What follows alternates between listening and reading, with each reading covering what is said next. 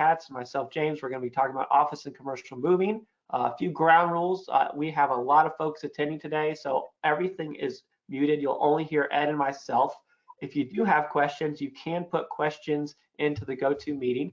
We will take some questions along the way and at the end, and we will be going through four separate topics: the benefit of office moving, top 5 differentiators, driving profit, and O&I versus HHG. And then we'll do questions along the way. Okay, I think that's pretty good ground rules. So why don't we maybe hop into some introductions, who we are. Ed, why don't you go first? Who are you, Ed? Tell us a little bit about yourself. I am the self-proclaimed, self-ordained minister of office moving, a legend in my own mind. So I'll tell you a little more about myself in a minute, but anyhow, that's who I am. James, you take it. Who are you? Fantastic. I'm the Chief Revenue Officer here at LiveSwitch. I'm responsible for our customer satisfaction, making sure that all of our customers are taken care of, whether they be prospective or ongoing customers. So I am with our customers all day and with our team, and I'm loving it. So enjoying it. And there's some contact information for Ed or myself. Feel free to reach out to us. We're easy to get a hold of. We're happy to connect with you, whether it's on LinkedIn, over to email, or you can give us a phone call, and we'd be happy to chat with you guys after any time. So let's hop into it. So here's my background. I started off as a mover helper for a typical long distance mover. We specialized in everything. We did residential, we did house moves, apartment moves, international packing, crating, and of course office moves. The guy I worked for, great guy, he could sell ice or snow in the North Pole in the winter. That's how great of a salesperson he was. In my humble opinion, he never heard of the word operations. It didn't matter. Anyhow, I became, by the way, the guy with the mustache. Look at you. I mean, Ed, you look great. Look at that mustache. So when you were talking, we were talking about employee, like how do you create the culture? How do you get everyone to smile when they're on the move? Well, you're like, I've done it. I mean, look at these pictures. That is Ed Katz back in the day. That's not my grandson. That's what are you driving over? And I know you're driving a truck on the left, but on the right, what are you operating? I'm playing with a forklift. I didn't know what I was doing at the time, but I was able to sit there and get a picture taken. So anyhow, did that for 6 months. And then November 1st, 1976, I started a moving company in Atlanta called Peachtree Movers. And I think my claim to fame is this: I have made every mistake known to man you could possibly make in running a company, especially a moving company.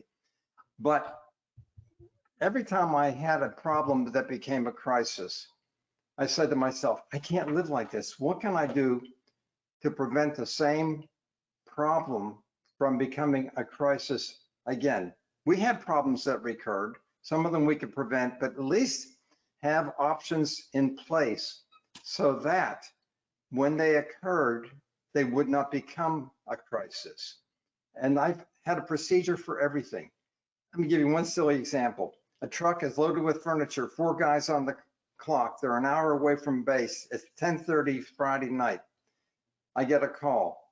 We have a flat tire, front right tire. Can't drive the truck. This is way back before the internet. I go to the yellow pages. I start calling tire companies. I never did find a tire company that was open who serviced my truck now base on a Friday night. So I had to call a tow truck company. 2.5 hours later, the tow truck tows the truck and the crew, take them to the destination. We unload the truck, gets towed back to my base. Like 4 hours later, I had to pay the crew for all the time. The customer's not happy. I mean, all this stuff happened to me. And I said, I'm going to deal with a tire company who can service me when we're closed, nights, weekends, and holidays. So I found a tire company after the fact that became our exclusive tire dealership and service company. I didn't care what I was paying for tires. I needed to have service so I could render my service, prevent problems from becoming crises. And so by having these procedures in place, we created an infrastructure. So between 1976 and 2000, I finally graduated from that terrible, terrible school of hard knocks. I didn't know what I was doing, but I learned to make good choices after making a lot of bad ones. We did more than 50,000 local office moves, and I sold my company in 2000. In 2001, I launched IOMI, the International Office Moving Institute, IOMI, full-time. I was doing 1 or 2 seminars a year in person. I'd have people come to me in Atlanta because we specialized in local office moving, and I would teach them what I knew about office moving. But I really jumped in with both feet after I sold my moving company, Peachtree Movers. And I got to see the world. I traveled all over Canada, excuse me, all over the United States and all over the United Kingdom, teaching my 3-day in-person seminar to hundreds of moving companies. In 2016, after spending 3 years, we put the in-person training online. So we were able to reduce the cost, make it affordable to everyone for a 60% lower cost. And you get it for an entire year, and it doesn't put you out of business. You can log on, you can take the modules, log out, pause it, go do an estimate, go out on a job, come back, pick up where you left off. So we didn't Well, if I'm not doing office moving now, I have a way to continue on with my current moving company while I learn. Okay.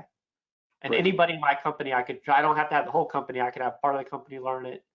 Right. You can have an individual, log it on a laptop or desktop. So, yep, it's very, very user friendly. So what are the benefits of being a local office mover? You have an opportunity to make a lot of money. We tried to have a 50% gross profit margin. I'm going to define it for you because so many people define gross profit margin different ways. So here was my definition.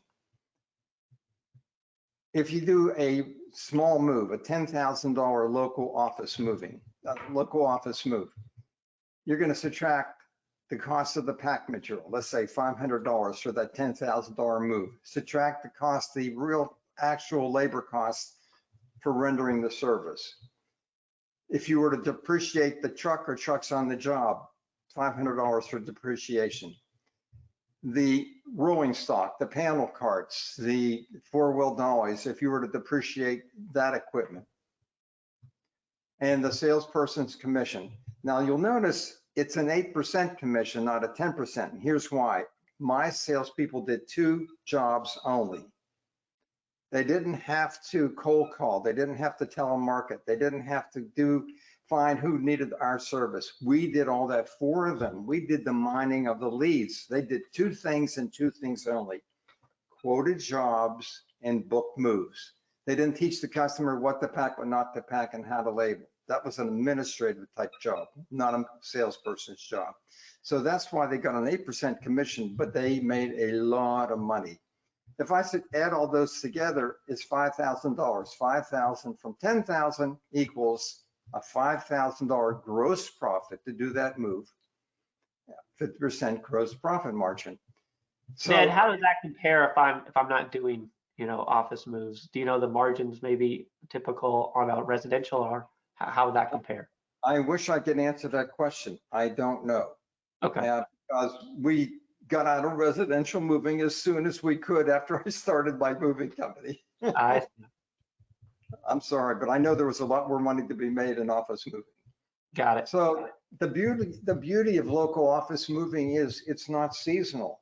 We were open every day of the year except Christmas Day. We even did moves on New Year's Day. We didn't start them early in the morning. We let our guys, they partied all night, we assumed. So we started our first job at 11 o'clock in the morning. And you work your big jobs. The biggest, most profitable jobs are during Thanksgiving week or Labor Day weekend, and Saturdays and Sundays, Memorial Day, July 4th, New Year's Day, as I said. So it's year round.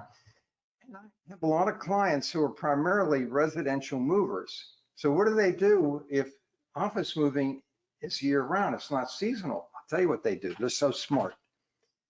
They pretend that they are the airlines. And when they get really busy with residential, let's say from May through September or October, they significantly raised their prices in the office moving arena, the office moving business. So they make a lot more money by doing a lot less work, and they can do then the residential and they can do the commercial, and they make more money, even more money, because they raise their prices when they're really super busy. Supply and demand, just like the airlines. So what are the keys to making a lot of money in office moving? It's so simple. Unlike household good moving, you can easily differentiate yourself in the office moving arena. I'm going to prove it to you now. You know, think about this right now. I have, most of my clients are primarily residential movers. They have a challenge differentiating themselves in the marketplace because of social media. This limited liability of 60 cents per pound per article doesn't fly anymore. They don't want to get a bad rating or valuation on Yelp or some of the other sites. So they exceed their limited liability. So basically, the shipper now is getting replacement value insurance on everything that the mover touches. So everybody has a great 4.5 or 5 rating on Yelp, right? What else are they going to say? Well, we have the best. We're an agent for North American, United, Beacons, Mayflower. They're all the same. They're just different logos. There's no differentiation there. And they can say they have the best labor, but when everybody says the same thing, it cancels it out, right? So in office moving, it's much easier to differentiate yourself from the from the competition. Here was our elevator speech.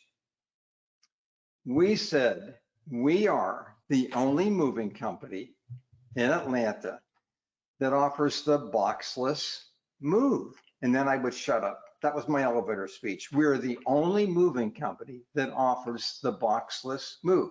And guess what? The customer would say, what's The boxless move?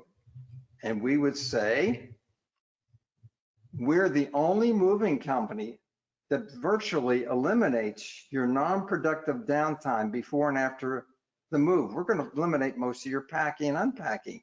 We're going to move your contents in the furniture instead of the contents and the furniture. How do you like that, James? I love that. So we had 2 inventions. One we called space gobblers. These were vinyl. They were like miniature water beds, but instead of filling them with water, we filled them with air. High volume, low pressure. And we inflated these airbags that were obviously reusable over the contents of the drawers. So when we flipped the desk up on its end on a 4-wheel dolly to get it through a doorway or onto the elevator, nothing moved it around, nothing fell out. We moved the contents in the desk. Our customers could work right up until the time we arrived. Let's say we arrived at 5:30 to do the move, and they were still working, and then they close their drawers. They don't lock their desk drawers. They just go home. We inflate the airbags with the contents in the desk. How do you like that? And then you're Monday just putting morning, something else around the drawers so they don't spill out. yeah, we have big rubber bands, and or we stretch wrapped so the drawers wouldn't open. The bags inflated above the drawers slightly so the drawers wouldn't open Smart. anyhow. So, and we ended up moving less volume. Instead of moving 5 1.5s or 3 crates and an empty desk, we're moving just the desk. So the customer really benefited. That's another invention of mine called the spider crane. It had 2 giant suction cups. And we had a vacuum pump, and we turned on the pump, and the suction cups, the air was sucked out of them, created the vacuum seal, and we lifted a 1,000-pound cabinet 6 inches off the floor and placed the low gravity steel dolly underneath it, attached, secured the cabinet to the steel dolly with a logistics strap, moved it loaded right side up. No racking, torquing, or bending.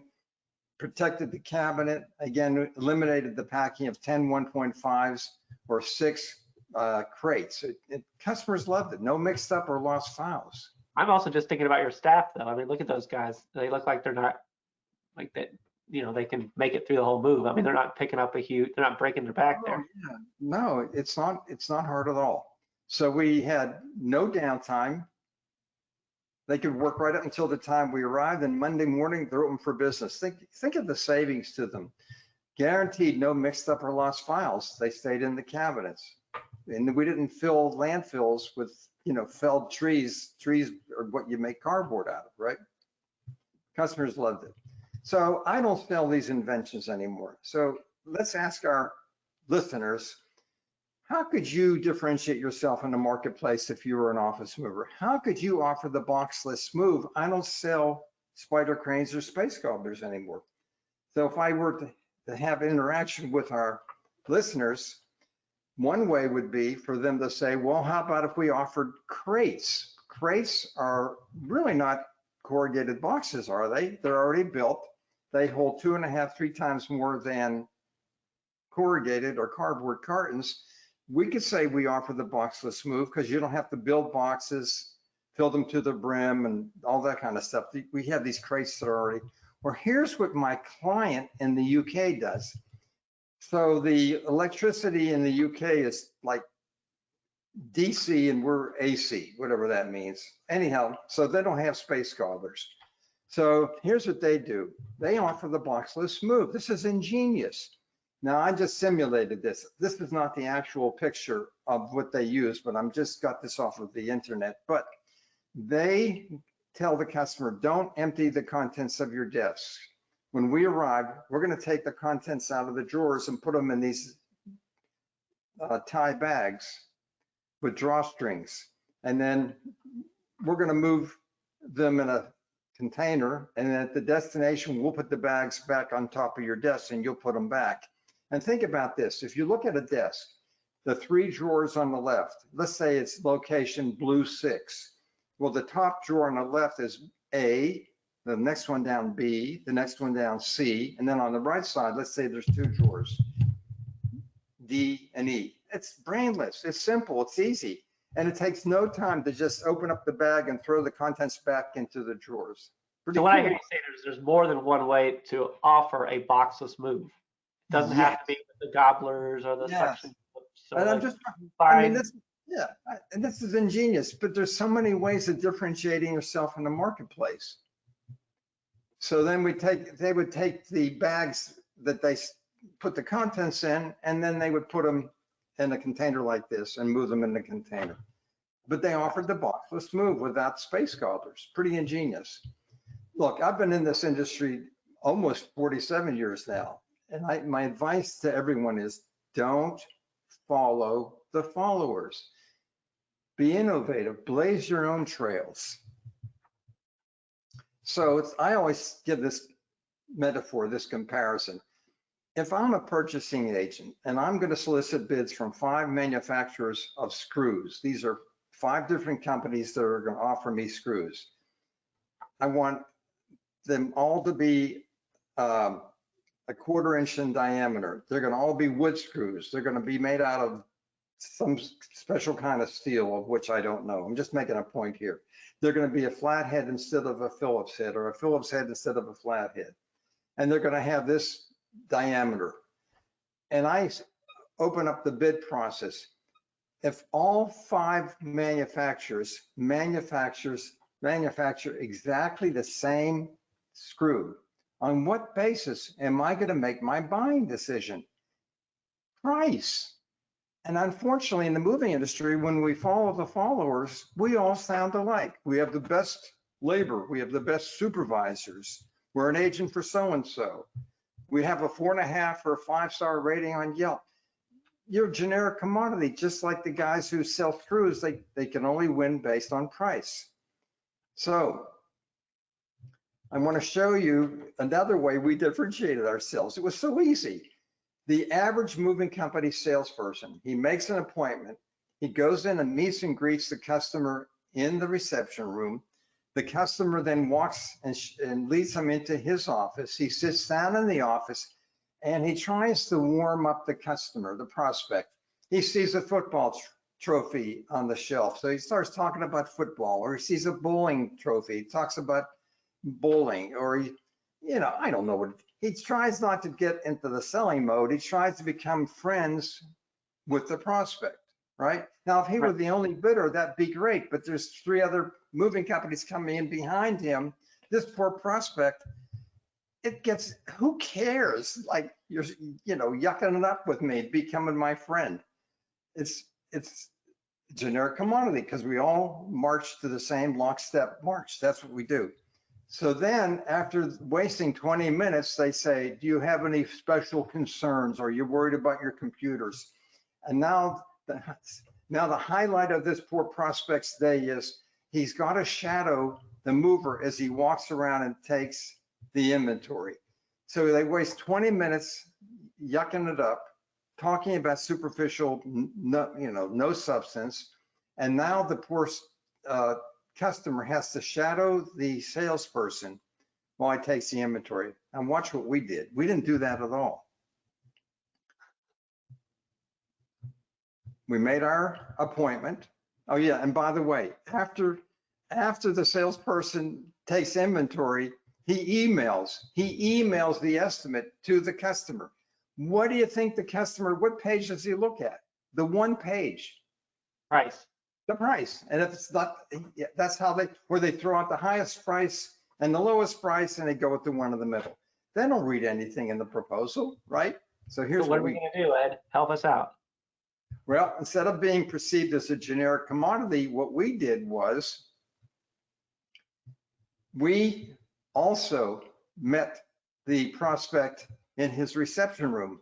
And as he was starting to usher us and lead us into his office, we said, excuse me, it would be better for us if you would help us out. Could we have a quick tour of your office so I can get the lay of the land so I can ask you intelligent questions about your move?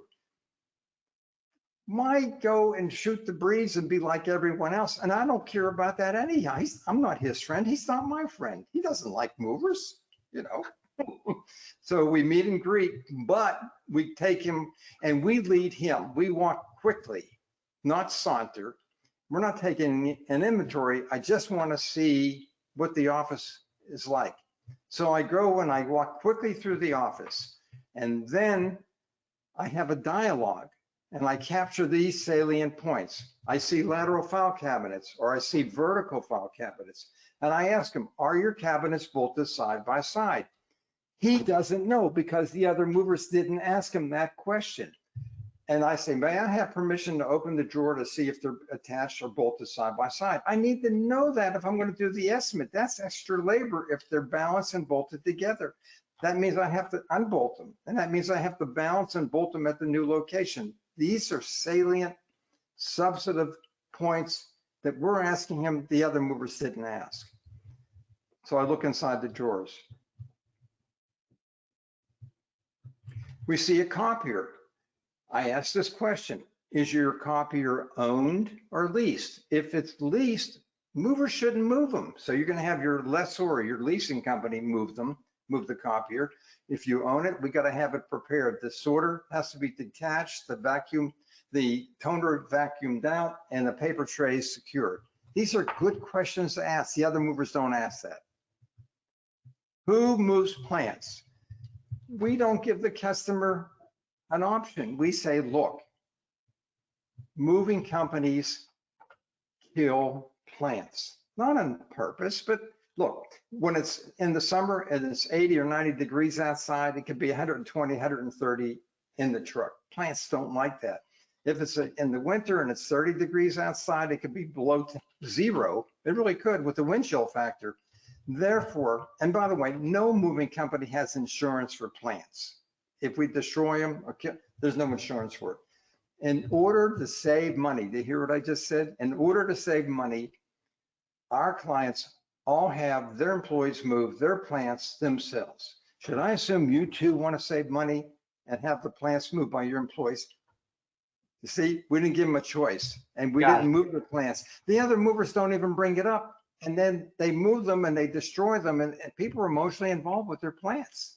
So you're getting right into walking around the office, yes. You're pointing out things, but you're taking through your process with thoughtful ways of doing it, getting their agreement, and they don't even know it. It's just like these guys know how to move my office.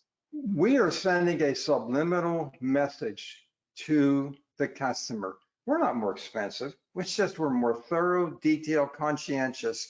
And that's why we're asking all these questions where the other movers shot the breeze for 20 minutes about something, who knows what, of no value. And then they take the inventory and then they email them the price, right?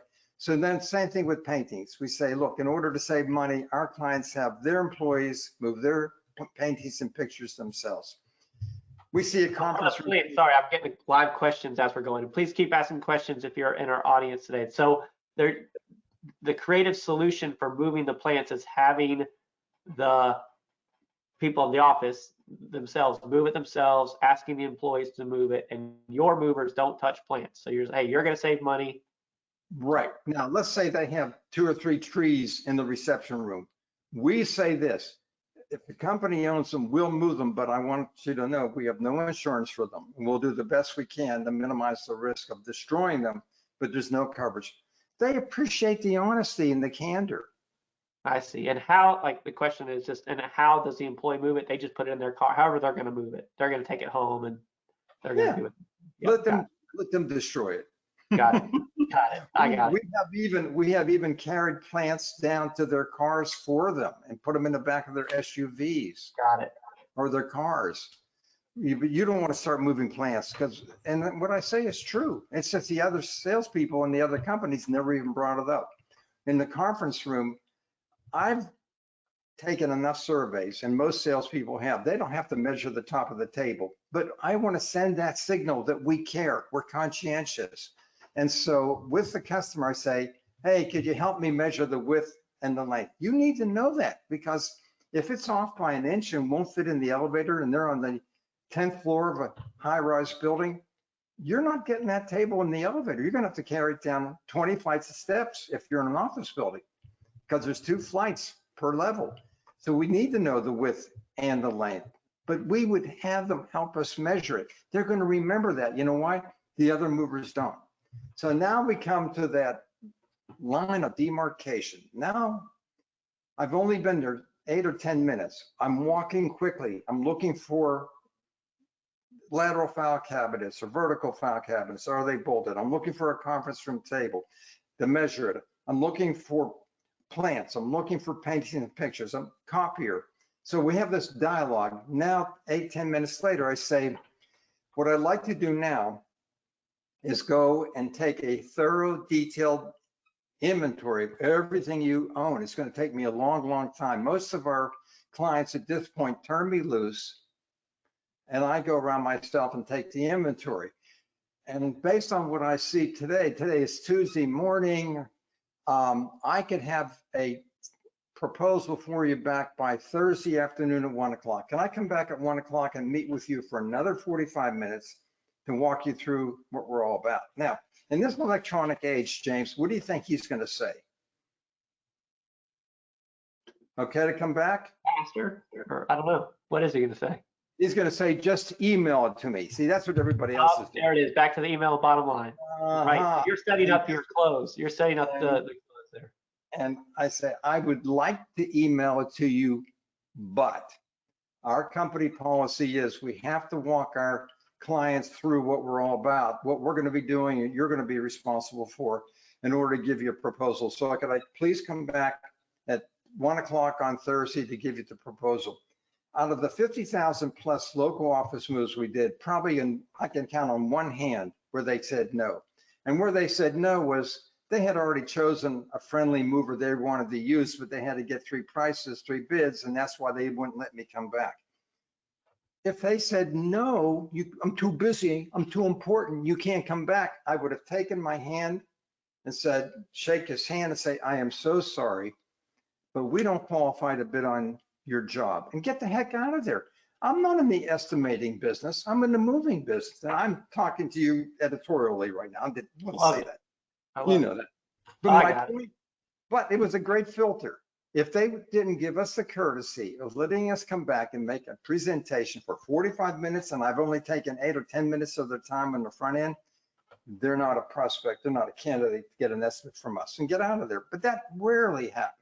So then we come back, maybe not 1 o'clock Thursday, maybe 10 o'clock in the morning Friday, and we sit down next to the prospect and walk the prospect through, show the difference of who we are versus the competition in a picture book.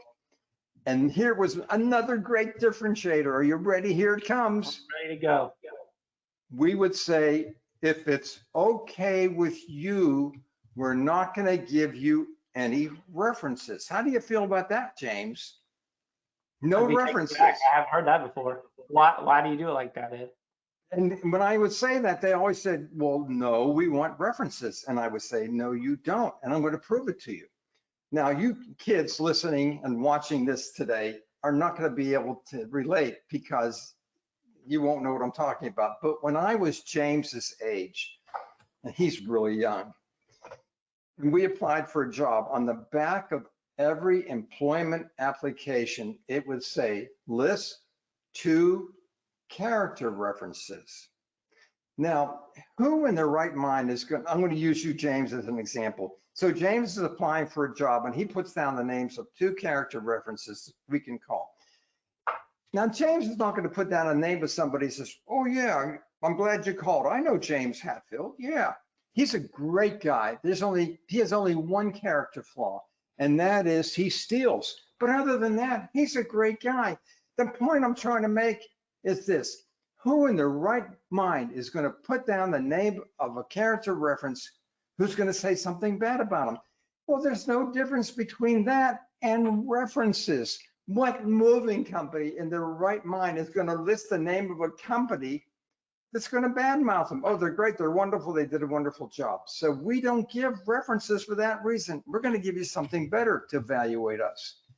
We're going to give you instead a list of the last 5 companies whose offices we moved, with contacts and phone numbers. And don't trust me, call them, ask them, when did the move occur? You'll know right away if it's one of our last 5 moves. Did we protect and minimize, did we protect the furniture, computers, and the offices we moved from and to? Did we minimize the risk of damage? Did we minimize the non-productive time before and after the move, the downtime? Did we minimize that?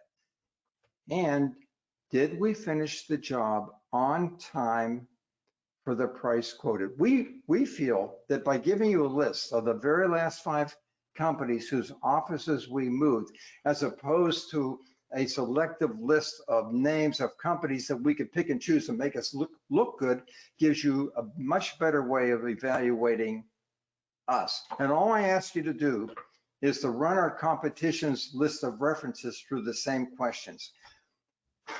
I owned my moving company for 24 years. To the day I sold my company, all of my competition, they would list references. So the customer would use our questionnaire and call their references and say, when did this company move you? Oh, 2 years ago. You know, that's what they did.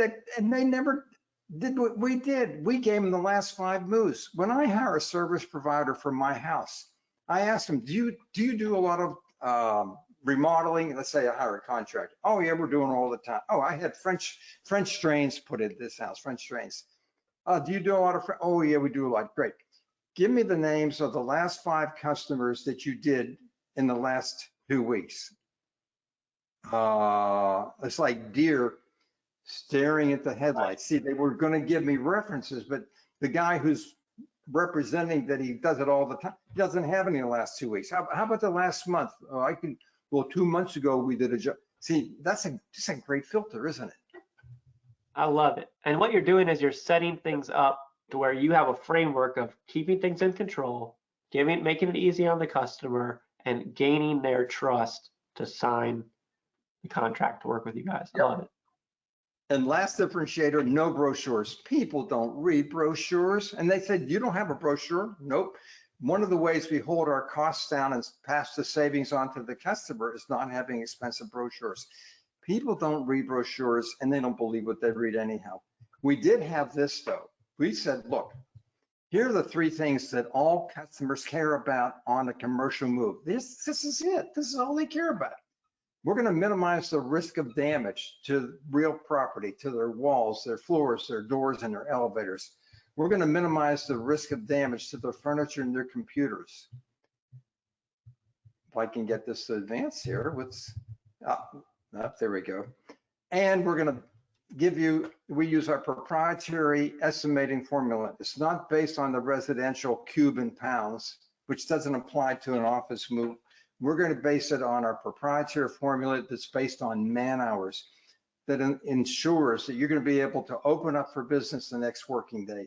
These are the 3 bullets. That's all they care about on any move. Minimize the risk of damage, finish the job on time for the price quota so they're open for business. And that's what we are all about. We sold the benefits. You sold the benefits. Sorry, finish your thought. I got a great question that's timely. I got questions coming in that want to Go ahead, fire away. Okay, this is great. And so coming off the heels of your references recommendation, this person said, hey, I'm just getting into commercial moving. I'm doing about 1 commercial move a month, and we're trying to figure out how to get more business.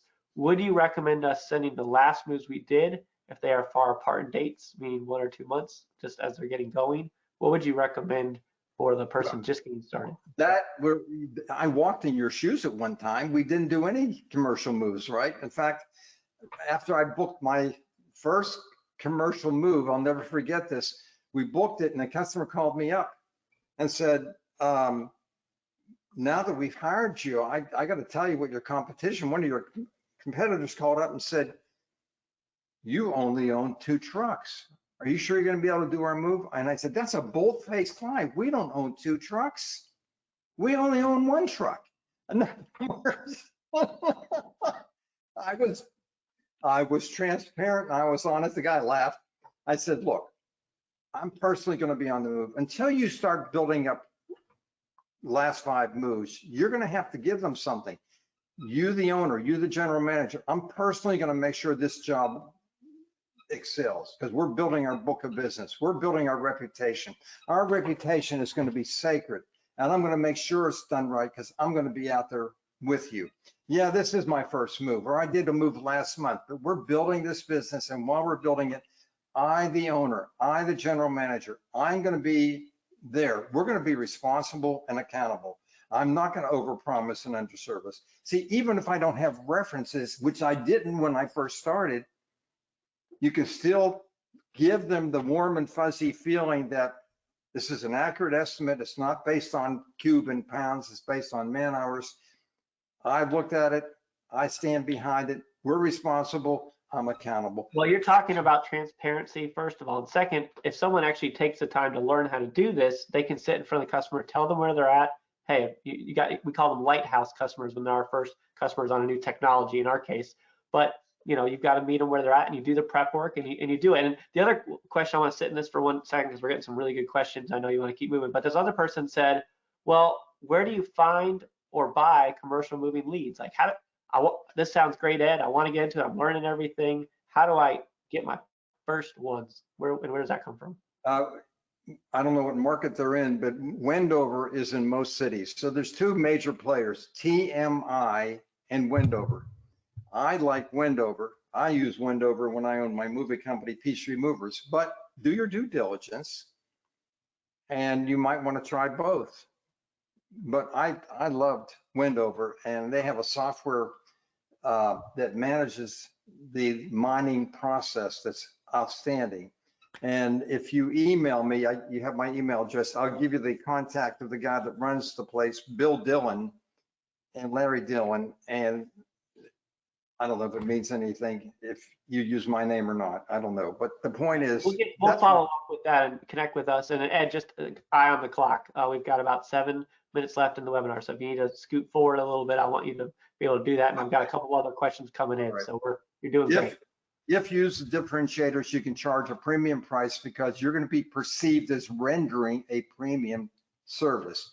Another thing is this: when you estimate accurately, you can recycle your equipment. You don't have to own 20 trucks to do $7.5 million worth of revenue. We only owned 11 trucks. We did $4 million in revenue, but in today's money, that's $7.5 million worth of local office moving.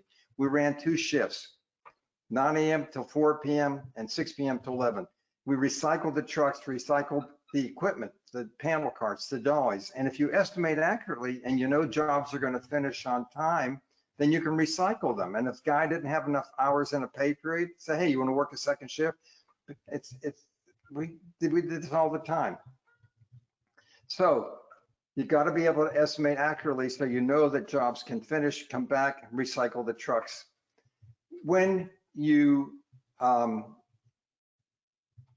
sell a company, I sold my company in September of 2000. They go do this thing called due diligence. The buyer came in with, I'm not kidding you, a team of CPAs or accountants and attorneys, and they went through all my records and files to make sure what they were buying was what we had promised and said.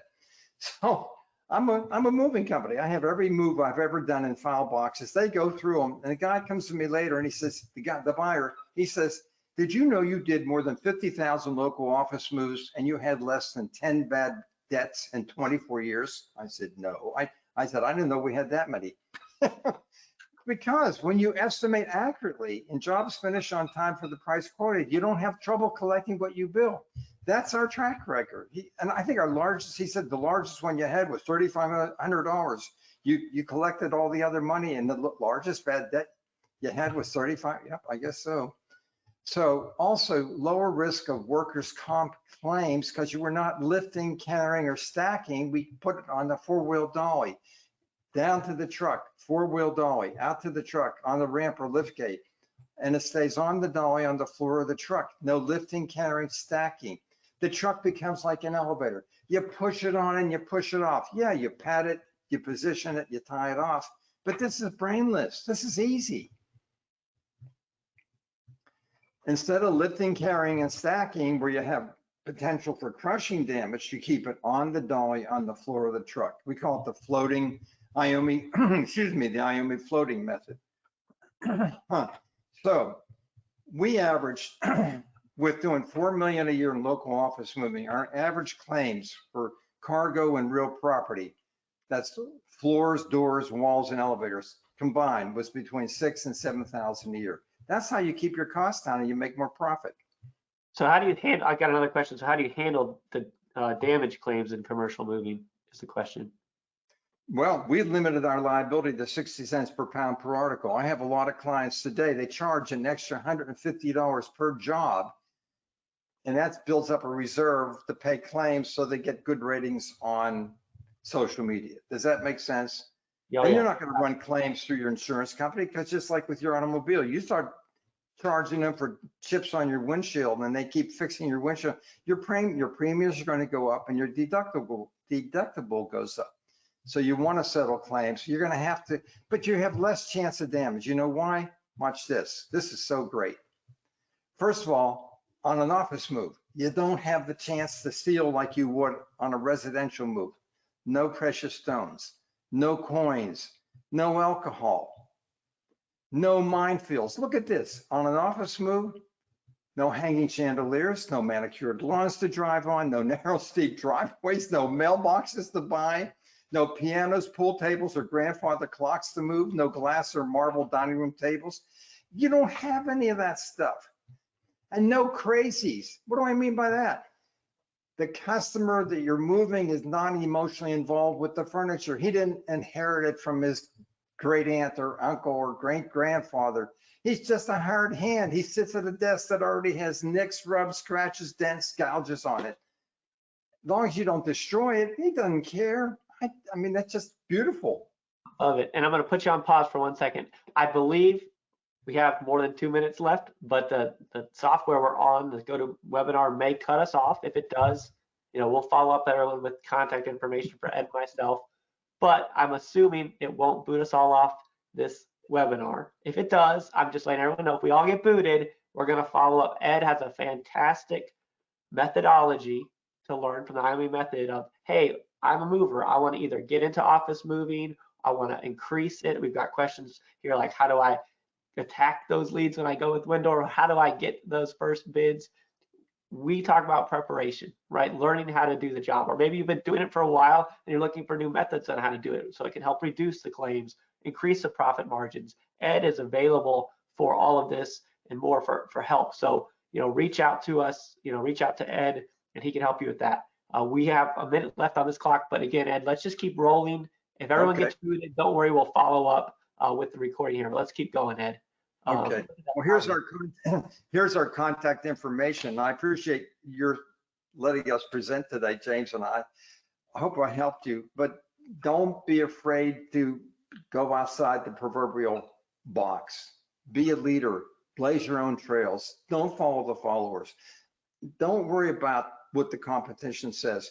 We never tried to be the largest. We tried to be the most profitable, most successful. I never focused on revenue. We never discounted. We never discounted. You believe that? Wow. I love that. Your experience just, holds so much weight. I think I can only imagine if I'm just starting and we're getting great questions here. So again, we're going to let this thing go over. If everyone gets booted, yes, one of the questions is this webinar going to be available later? Yes, we will have this available for you later to get the recording and to share it with whomever you like. Ed is fantastic. We're easy to get a hold of. And Ed, I bet we'll need to do round 2 of this as well together. It's been so great. I even got phone calls coming in from folks right now, which is fantastic.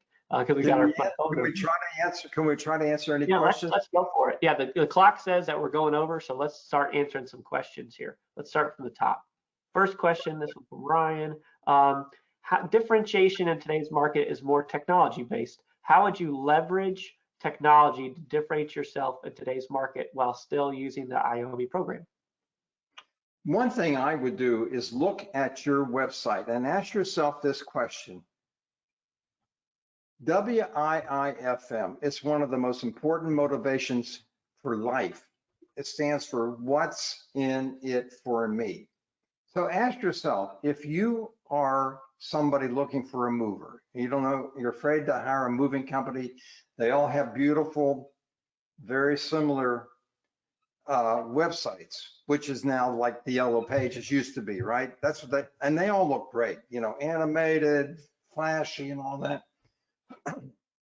If I'm a prospect and I'm worried about, are they going to damage what they're moving? Are they going to damage the buildings that they move me from and to? And are they going to estimate accurately so I don't lose my job or get reprimanded because the bill is 40% higher and we didn't finish the job on time, we're out of business? That's what they're worried about. Look at your website from that perspective and ask yourself, is your website nothing more than a brochure? And if it is, you're just another screw. Remember the 5 screws? You're like another generic commodity. If you go to my website, which is there, officemoves.com, I offer nuggets of substantive information to companies that are moving. Find a certified office mover. If you click that banner, find a certified IOMI office mover. If you click that, you'll see what they're looking for. And I give them substance so they know what to look for. So many websites in this electronic age, we try to be clever and cute and it's animated and it's moving but that's not, they're hot buttons. It looks pretty, but they're not buying pretty. They're scared to death of us. That's right. They are, and rightly so, because we are infamous for overpromising and underservicing. I mean, it is what it is. Now, when we first met, Ed, you said, hey, James, you're at the right place at the right time, doing the right thing. And this is a technology question. Why did you say that about, LiveSwitch in this case? Like, why are we at the right time? I have a client right now who lives in rural Colorado. He never leaves his house. He lives on a 5,000 acre farm, ranch, 5,000 acre ranch. But while he's working, the website he has gets solicitations from companies all over the United States that want to quote. He uses our estimating formula. He uses a software where he tells the customer, take your phone camera, walk around your office, capture the video pictures of what you have. The video pictures are then changed into still pictures. He puts it on our formula. I see. And he comes up with number of men, number of trucks for how long, and within an hour, he regurgitates a price to that customer, and he's booked many, many moves. So I see the future of this industry with electronic innovation and technology there'll come a time, no, you're still going to go out and make a sales presentation. You're still many, many times going to go out and survey and meet with the prospect. But on those occasions where you can't, or it's a smaller move, you'll be able to use like James's technology to capture the information you need to regurgitate and regenerate an estimate. Look, we did $4 million worth of local office moving. 400,000 a year was booked by my customer service person who did it part-time when she wasn't doing customer service type work. She would take the phone calls of, let's say, a truckload of or less of furniture that was moving. It wasn't complex, it wasn't modular furniture, it was just case goods. She could take the inventory, do the formula, call them back. Okay, 3 men for 2 hours. And we charge actual time, actual material. We said, this is just a guesstimate. But now with your technology, James, that same person would be able to see the actual video pictures of what they want to move and give them an estimate. That's why. Yeah, that's fantastic. Hey, we've got 5. Let's do a rapid fire question and answer. All right, because we got, well, they're coming in and they got questions. So let's start with Mark's question first. Mark says, how do you attack those leads in Windover? We have trouble even getting the opportunity to get the appointment. Well, you have to be persistent. And I beg you, don't give them your name and phone number, because then when you get their voice message and voicemail, and this is Ed Katz, and I'm calling from Peachtree Movers, let's say. So he calls me back and I'm in a meeting, or I'm on another phone call, or I'm in the can. So then I call him back, right? And he's in a meeting. So I leave my name and he calls me back and I call him back. I am now sending a signal to this guy that if he really needs me and he hires my company and my service and there's a problem, I'm not accessible. So I urge you, when you call these prospects, so this is Ed Katz, I'm with name of your company. I'll keep calling you till I reach you, because if you call me back, I'm probably going to be out quoting jobs and booking moves. And I don't want you to waste your time, invest your time. I'll just keep calling you. When I woke up in the morning at 6 o'clock in the morning, I would call these prospects. When I went to bed at night, I'd call them, because a lot of them work early in the morning to get their work done. Just call them, just keep randomly calling them. Sooner or later, you're going to get through. And just think, it's no easier for your competition than it is for you. It's just as hard for them as it is for you. Be persistent. Don't call just between 9 a.m. and 5 p.m. Call them at weird times. And then when I would finally get a real person, I'd say, wow, is this the real deal or is this a voice recording? Yeah, but it's 7:20 in the morning. You're at work. Well, yeah, that's when I come in to get some work done. Just keep firing away. Love it. All right, here's some more questions. If pricing by man hours, how do you calculate man hours to estimate? That takes 4.5 hours of training on my online training. All I can tell you, there's 3 changing variables that are unique on every job. What are the unique origin logistics from where you're dolling up the furniture down to the truck? Is it a single-story building, a high-rise building with an elevator, a 2-story building with steps? So those are unique logistics. The destination where you're moving to, it'll have its own unique logistics. Single story, 2-story with steps, high-rise building, elevator. So those are 2 changing variables that are unique. And then the third variable is how much stuff are you moving? How much, in your language, how many truckloads of stuff, floor loaded only? So you have those 3 changing variables. From that, once we capture those 3 unique changing variables, we can come up with number of men, number of trucks for how long. Love it. Next question. Oh, our company is highly interested and want to get into the side of moving. They gave me their email address, which I'll give you, Ed. Please send any and all information for us to learn if there's a program for coaching. So looks like they want some coaching. That's awesome. All right, let's go to the next one. Is this webinar going to be available? Yes. Afterwards, we're going to follow up with an email recording to everybody. So you will get this recorded. Yes. Next one. Does Ed or someone still sell those airbags for the desks? No, I had a waterbed company make those for me. And because everything got made ultimately in Taiwan, the very last company that made them for me was back in 2006, and they went bankrupt because they couldn't compete with offshore manufacturing. And I could have these made tomorrow in Taiwan. The only problem is I got to buy a container load at a time, and that's about 2,000 space gobblers, which would, look at me, I'm 78 years old. They'd be selling them for the next 10 years. That would be my legacy. He's still got space gobblers for sale. That's why I don't sell them anymore. Isn't that terrible? No more domestic manufacturers of waterbeds in our country. Wow. It's just not fair. How about it? Taiwan. Well, you did show some other ways to do it with the crates and the bags. So there's other ways to do a boxless move. Yep. That was a genius, Ed, you and your inventions. All right, we got 2 more questions, and we're going to bring the plane in for a landing here. This one says, how do you charge for cubicle disassembly and reassembly? That's a whole nother section in our systems furniture. Modular furniture is totally different from case goods, and that usually gets reconfigured. But we have a formula for the disassembly and the reassembly. And unlike the industry says 2 down, 4 up. Now, what does that mean? It would take one man 2 hours to knock them down and 4 hours to build them. That's like using cube and pounds when you do a residential estimate. That's not accurate. We count the components.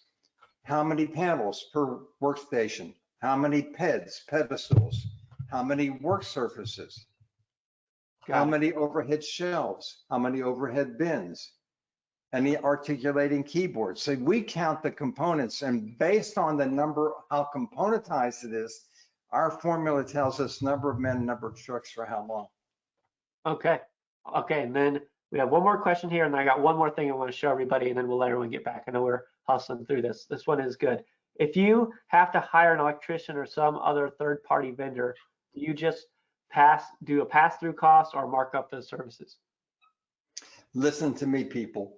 Never, ever be a general contractor. I used to say, if we used another modular furniture company to do the disassembly and reassembly, we're going to wholesale the price to you. We're not going to say those are our employees, put our uniforms on them, run them through our bill, mark it up 25, 35% and bill you. We're going to save you money. We're going to have them bill you directly. If you become a general contractor with an electrician, with a plumber, with a modular furniture company, and they screw up, you're going to be liable as much as they, and you're not going to collect what you bill because they're going to say, we're not paying your bill because they didn't, all of these panels that they built, these 40 workstations, they're off by 4 inches. In other words, they need to be shifted down 4 inches, 40 workstations. You can't slide that stuff once it's built. So my suggestion to you is, unlike your competition, and I am the only one I know in this industry that says this, don't be a general contractor. It's just not worth it. I've been told I've left a lot of money on the table. I could have been marking all these services up, and I'm telling you, just be responsible for your core business, moving furniture and contents, and not be the general contractor. Electrician, you shouldn't be hiring an electrician anyhow. The company that is moving into the space has the authorized official electrician for the property management company hot wire, connect the electricity from the building into the panels. You run the whips, the electricity through the wires through all the panels, but that's not an electrician. That's just skilled modular furniture systems installers. That's not an electrician. The electrician comes in hot wiring it to the power of the building. Believe me when I tell you this. Tell them to get the building's electrician who's authorized to do it. That's good advice. Do me a favor and go to the next slide. This is where we'll end our time here. Thank you. This has been fabulous, Ed. People know how to get you now. I'm already getting calls. I got email addresses for you. It'll be fantastic. We're going to keep doing our webinar series. The next one coming up is going to be sales strategies, right? Everyone's getting a busy season for residential. Office, as you said, has no slow season. People want to know, hey, how can I do better in sales? I've got Vince Barano, who is a former head of sales for JK. You can scan the QR code, get your seat for that webinar, totally no cost to you. Dan Smith, he was an executive at U-Haul. Now he consults to moving companies all over the country. He's fabulous. I'll be there as well to help lead that discussion. I think you know Vince, don't you, Ed? I know Vince very well. He was a former client. He ran the sales division for the commercial division at JK. You got to see this next webinar with Vince. Vince is the king. He's the guru of sales training. He's a And I think he just wonderful launched a book advisor, now. wonderful coach, great guy, full of passion, full of energy. He's not old like me, who's, you know, an old, he's not an old geezer, an old codger like me. He's awake, he's alive, he's passionate, he's enthusiastic, unlike Yeah, me. fabulous. And I think he has a new book out now that he just published, and we're grateful to have him there, and he'll be great. One Yeah. last thing, if anybody would like, if anyone would like a free copy, I'll send it to you in PDF. Email me of my book, Business Success, Do As I Say, Not As I Did. It's my most successful book out of the 4 I've written so far. It's really been flying off the shelves. You can buy it on Amazon for $14.95.